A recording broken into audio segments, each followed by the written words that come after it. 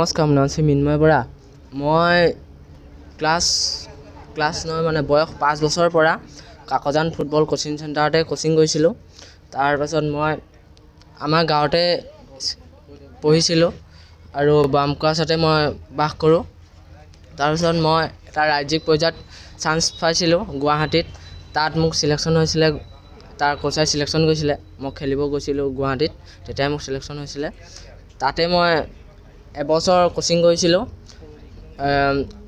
সৰুজাই stadium. তাত মই class 7 ক্লাছটো পঢ়িছিলোঁ আৰু এবছৰ কোচিং কৰিছিলোঁ। তাৰ পাছতে মই এই সুযোগটো পাইছিলোঁ, এইটো নিতা আম্বানী ৰিলায়েন্স ফাউণ্ডেশ্যন। তাতেই তেহেঁতি সকলোৱে খৰচ পাতি তেহেঁতিয়ে দিছে। এইটো হৈছিলে ট্ৰায়েল ফাইনেল ইয়াৰ লৈছিলে 67টাৰ ভিতৰত, তাত 15টা ৰাখিছে। তাত অসমৰ পৰা কেইজন ছাত্ৰ গৈছিলে? অসমৰ পৰা আমি 8জন গৈছিলোঁ। আমি 4জন হৈছোঁ। এতিয়া তুমি মুম্বাইলৈ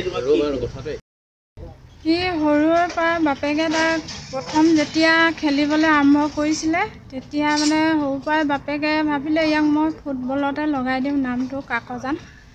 তাৰপিছত বাপেকে সৰুৰ পৰাই তাক 5 বছৰৰ পৰাই লৈ আহে কাকজান কোচিং চেণ্টাৰলৈ।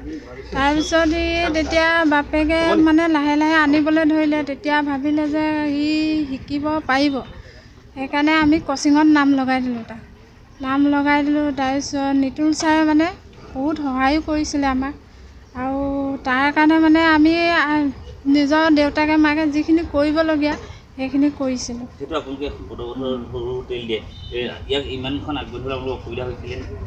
অসুবিধাটো ঢেৰ হৈছিলে, কিন্তু এইটো ককাক আইতাক সিহঁতি বহুত সহায় কৰিছিলে আমাক, যে ল'ৰাটো আগুৱাই নে, আমি টকা পইচাত সহায় কৰিম। আমিতো টকা পইচাহে সহায় কৰিব পাৰিম, সিটো আগবাঢ়ি যোৱাটো তাৰ কৰ্তব্য। সেইকাৰণে লাহে লাহে সি আগবাঢ়ি গুচি গ'ল। আমিও তেনেকৈ দিব পৰা নাছিলোঁ, তেওঁ বুলি মানে যোগাযোগী কৰি মেলি দিলোঁ আৰু তেনেকৈ। ভালেই লাগিছে বাৰু, এতিয়া বহুত ভাল লাগিছে যে ই ইমানখিনি যে আগুৱাই গৈছে। আমি এইটোকে ভাবোঁ যে সি আৰু আগবাঢ়াই যাওক, সেইটোৱে ভাবোঁ। মুম্বাই মুকেশ আম্বানী যে নিতা আম্বানী যি আপোনাৰ প্ৰশিক্ষণ কেন্দ্ৰত প্ৰশিক্ষণ ল'ব, এই সম্পৰ্কত আপোনাৰ ভাবি কেনেকুৱা লাগিছে? মানে বহুত ভাল লাগিছে যে ই যে মুম্বাইত যে চান্স পাইছে, সেইটো মই ভাবোঁ যে প্ৰত্যেকটো ল'ৰাই চান্স পাওক, তেনেকৈ আমাৰটোৱে যেনেকৈ পাইছে তেনেকৈ প্ৰত্যেকটো ল'ৰাই চান্স পাওক, সেইটোৱে ভাবিছোঁ আৰু।